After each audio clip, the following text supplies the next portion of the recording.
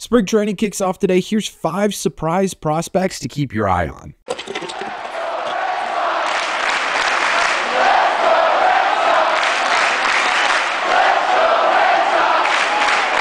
What is going on, everybody? Welcome back to Red Seat Radio. My name is Corbin, and Red Sox baseball is officially back. Today, probably by the time you're watching this video, the Red Sox will be playing their first spring training game of the 2024 season. And regardless of how this offseason went, because it was a cold, dark winter for the Red Sox, having baseball back is always a good feeling. And one of the biggest things about spring training is the fact that you are going to be highlighting a lot of the prospects in the Red Sox farm system, right? Today, when they're facing Northeastern, it's going to be a whole lot of prospects in the Red Sox minor league system, and there are going to be some surprises this spring with some of these prospects and how they could impact the 2024 season, or how the spring could impact their 2024 season. So what I thought would be fun to do is go over a couple of different prospects who I think could be surprising this spring for various different reasons. But before we get into that, do me a favor. We're on the road to 10,000 subscribers, so if you want to help us get there, hit that subscribe button. We talk Red Sox content almost every single day. Also, make sure you guys have hit the like button on this video as well. Really helps these videos out a ton, and it would mean a lot to me. Thank you all very much for clicking on this one. Let's get into it.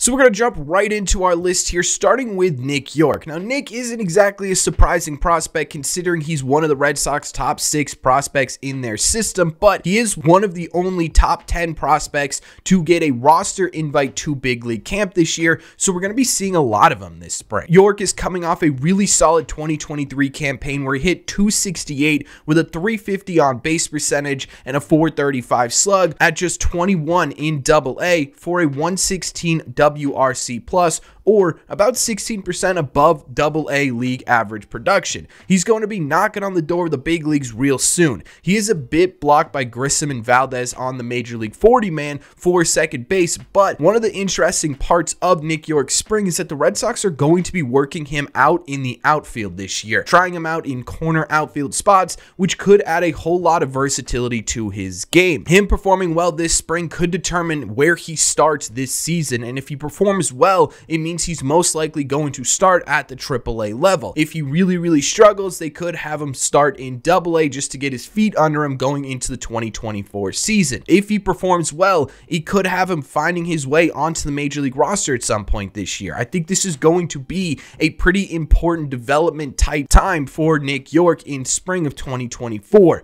And I also think this could really impact how the Red Sox go about their Major League depth going into the season. The second player on this list is Yoan Cespedes. He's another big prospect to keep an eye on. At 18 years old, it isn't so much to see if he can make an impact at the big league level this year, but more so what he might be able to look like in his first season in the US. Last year, he was in the Dominican Summer League, where he had a .346 average with a .392 on base percentage and a .560 slug, good for a really impressive 145 WRC plus. Again, 45% better than the average player in the Dominican League. This season, he has the potential to quickly become one of the Red Sox top prospects and maybe even a top 100 prospect in all of Major League Baseball. Seeing what he does in the early days of this year against US pitching could indicate how he's going to do in his first season in Florida Complex League and maybe even in the low A as well. It might be tough to see his everyday game at bats, mostly because he probably won't get any appearances with the big league club this season, so it's all going to be sort of backfield scrimmages and stuff like that.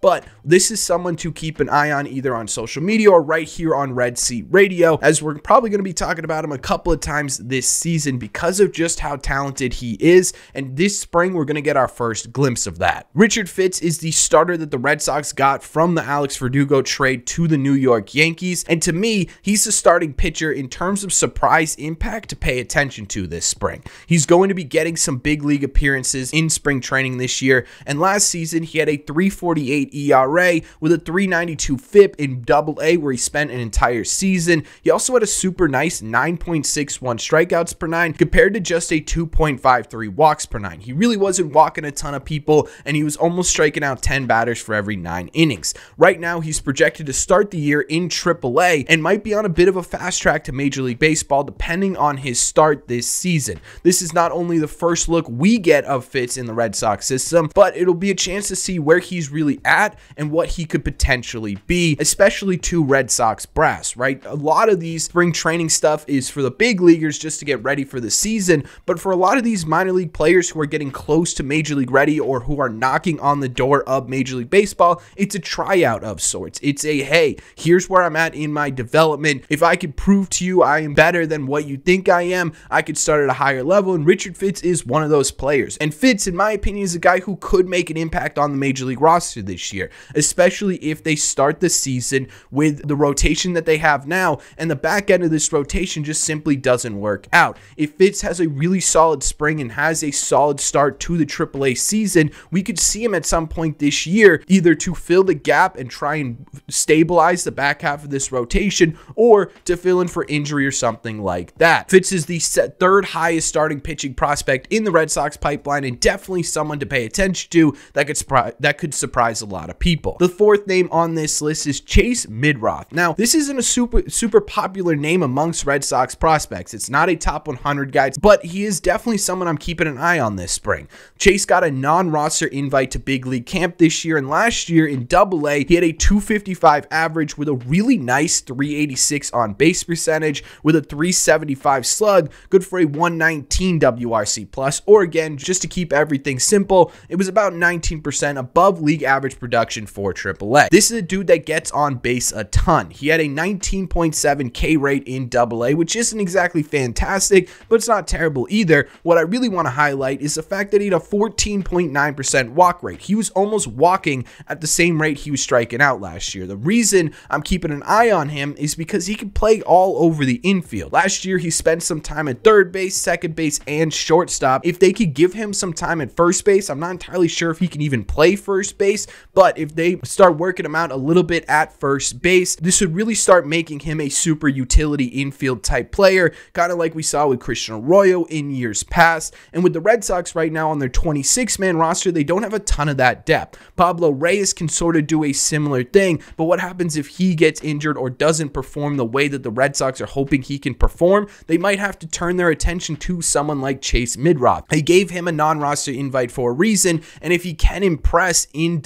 spring training this year, kind of like Nick York, it might determine where he starts off the 2024 season, and it also might determine if he is available to make an impact at the show this year. This is someone who I think at some point in 2024 we could see in a Red Sox uniform at Fenway Park. It's going to take a little bit of time, but we could see the beginnings of this during spring training. And the final player I have on my list to pay attention to is Justin Slayton. Slayton was a Rule 5 pickup, so his situation is super interesting. If the Red Sox don't have him on their big league roster for a certain period of time, he's going to be returned to his previous team, which makes it kind of a shoo-in that he's going to be on the big league roster. But last year, he spent a majority of his games in AA. He did get a taste of AAA last season, although it wasn't in a big sample size. Most of his games came in AA, where he had a 3.16 ERA out of the pen and a 3.95 FIP with a 13.32 strikeouts per nine and just a 2.81 walks per nine.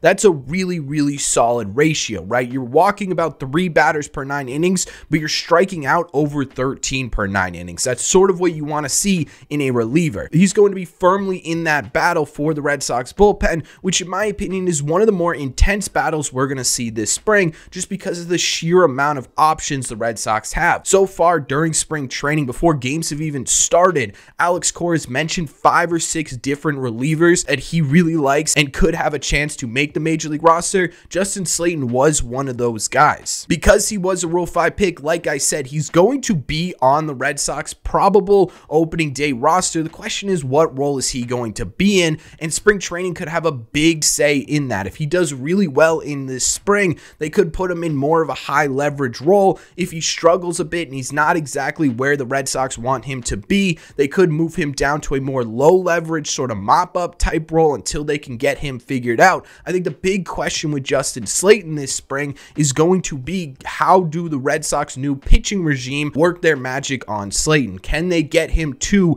a big league setup type man, or is it going to take some time for him to figure it out? But either way, I think this is someone that everyone needs to be paying attention to, because I think this is going to be a name to watch going into 2024. And those are my 5 prospects to pay attention to. Now, Now, obviously, the biggest part of spring training is you are going to be seeing a whole lot of prospects make an impact at the game level, right? You're going to see a whole lot of names you probably don't even recognize during the spring. That's just how spring training goes. A lot of our main players aren't going to start getting into games until a couple of weeks or days or something like that from now, and you're going to see them in a very limited capacity. So this is the time for minor leaguers to either make their mark, propel themselves up the minor league system, or make a bid to get onto this major league club. So here's what I want you to do. Let me know in the comment section down below, who are you paying attention to this spring? Who's someone that you think could surprise a lot of people with their performance this spring? Is there a specific prospect you're looking for? Is it a group of prospects you want to pay attention to, like your middle infielders, your outfielders, or your starting pitchers or something like that? Is there a name not on this list, or is it someone that I talked about today? Let me know all your thoughts on who you're paying attention to this spring training in the comment section down below. As always, if you made it to the end of this video, do me a favor, make sure you guys have hit that subscribe button if you haven't already. If you're new here, we talk Red Sox content almost every single day. Also, make sure you guys have hit the like button on this video as well. It really helps these videos out a ton, and it would mean a lot to me. Thank God baseball is back. Thank you for watching this video, and I will see you in the red seats.